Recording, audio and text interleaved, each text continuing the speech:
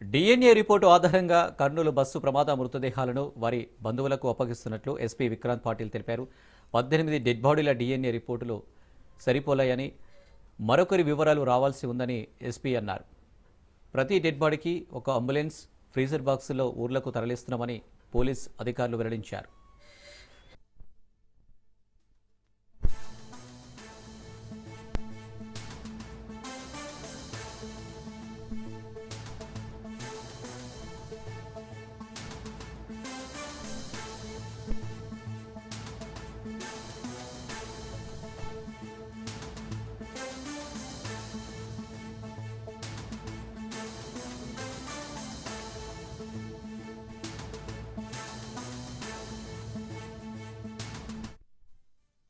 DNA report ఆధారంగా Kurnool bus ప్రమాద మృతదేహాలను వారి బంధువులకు అప్పగిస్తున్నట్లు ఎస్పీ విక్రాంత్ పాటిల్ తెలిపారు. 18 డెడ్ బాడీల డిఎన్ఏ రిపోర్టులు సరిపోలాయని, మరొకరి వివరాలు రావాల్సి ఉందని ఎస్పీ అన్నారు. ప్రతి డెడ్ బాడీ ఒక అంబులెన్స్, ఫ్రీజర్ బాక్సుల్లో ఊర్లకు తరలిస్తున్నామని పోలీసు అధికారులు వెల్లడించారు.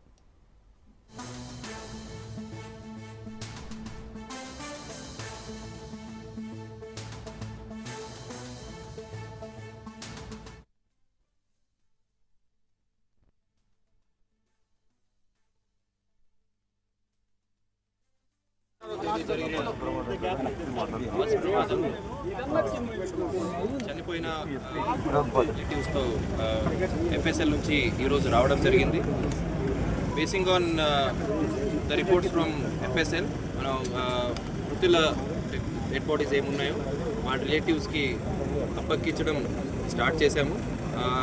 ఆ రోజు ఇంకా ఒకరిది ఐడెంటిఫై కాలేదు. నిన్న నైట్ మనకి క్రూజ్ వచ్చి వాళ్ళ రిలేటివ్స్ కూడా చిత్తూరుకి చెందిన ఆయన వాళ్ళ రిలేటివ్స్ కూడా వచ్చి ఈరోజు శాంపిల్స్ ఇచ్చారు. సో రేపటికెలా వాళ్ళది రిపోర్ట్ కూడా వచ్చిన తర్వాత వాళ్ళ బాడీస్ని కూడా హ్యాండ్ ఓవర్ చేయడం జరుగుతుంది. నిన్న మనకి వచ్చిన కొత్త ఫ్యాక్ట్స్ అంటే 2 వీలర్ సెపరేట్గా స్లైడ్ అయ్యి పడడము, దానికి ఇంకొకటి సెపరేట్ ఎఫ్ఐఆర్ ఇష్యూ చేయడం. సో అంటిల్ ఇప్పుడు దాకా మనకి ఇన్వెస్టిగేషన్లో వెలుగులోకి వచ్చింది ఏమంటే, ఫస్ట్ ఇద్దరు 2 వీలర్స్లో వెళ్ళారు కదా, వాళ్ళు ఫస్ట్ స్లైడ్ అయ్యి రోడ్లో పడడము, ఆ తర్వాత బస్సు వచ్చి రోడ్ మీద ఉన్న 2 వీలర్ని హిట్ చేసుకుంటూ అక్కడ అగ్ని ప్రమాదం. బస్ డ్రైవర్ అయితే లిక్కర్ తీసుకోవడము వాస్తవం కాదండి. 2 వీలర్ రైడర్ ఎవరున్నారు శివశంకర్, అతనిది ఎఫ్ఎస్ఎల్ రిపోర్ట్ ఈరోజు మార్నింగే వచ్చింది. అతను ఆల్కహాల్ తీసుకున్నట్టు నిర్ధారణ.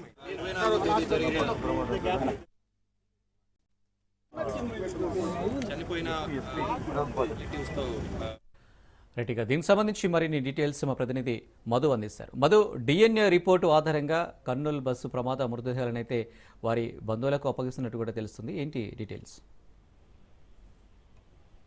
కర్నూలు బస్సు ప్రమాదంలో మరణించిన 19 మంది మృతదేహాలకు డిఎన్ఏ పరీక్షలు వైద్యులు నిర్వహించారు. ప్రస్తుతం ఇప్పటికీ 18 మంది మృతదేహాలకు పూర్తిగా డిఎన్ఏ నిర్వహించడం కూడా జరిగింది. వారికి కుటుంబ సభ్యులకు కూడా మృతదేహాలను అప్పచెప్పారు. ఇటు ప్రభుత్వము 18 అంబులెన్సులు అరేంజ్ చేసింది. వారి గమ్యస్థానాలకు చేర్చేందుకు కూడా పూర్తిగా అంబులెన్సులను కూడా అరేంజ్ చేసిన పరిస్థితి అయితే ఉంది.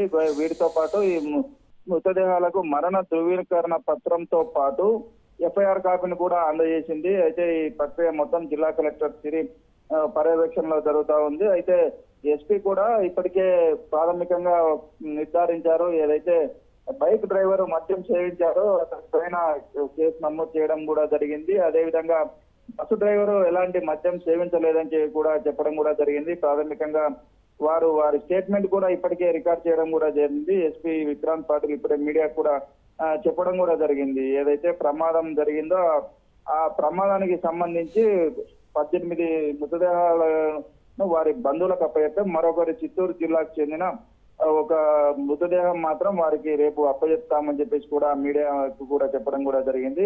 అయితే ఈ మొత్తం ఇప్పటికే 2 రోజులు అయింది. ఆ ఆసుపత్రి ఆవరణంలో బంధువులు ఉన్నారు. వారు మొత్తం ఆ బాడీలతో మరణ ధృవీకరణ పత్రము మరియు ఎఫ్ఐఆర్ కాపీని తీసుకొని వారి గ్రామాలకు వెళ్ళిపోవడం జరిగింది. Right Madhu, thank you.